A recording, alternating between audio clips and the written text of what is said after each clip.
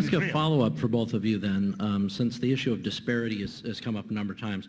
When does disparity not indicate racism?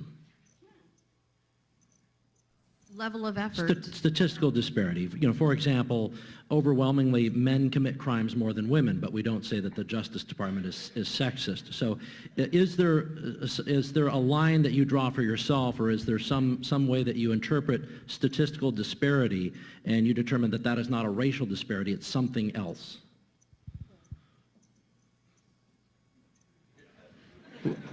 Well, we can return to it. That's okay too. Ben, did you want to? Yes. It's called evidence of racism. When there is no evidence of racism, it's probably not racism. When there is actual evidence of racism, it's probably racism. And the fact that everybody jumps from there's inequality and therefore there is inequity, just because there's inequality does not mean there was inequity. But there has to be racism. You can't say there's no racism. Without evidence? No.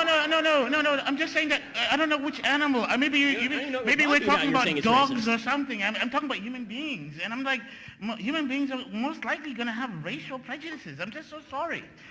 I'm just so sorry. I don't know. I don't come from.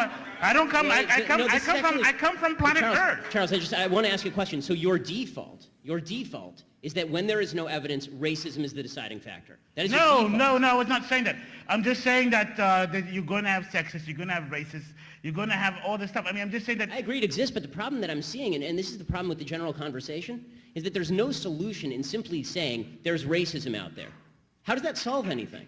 I mean, when you talk about there's institutional racism, what does that mean? Show me a law that is racist in intent, and we will agree. Show me a police officer who commits a racist act like we saw in South Carolina, right, where a police officer shot a black man running away and it was obviously unjustified, and I will agree.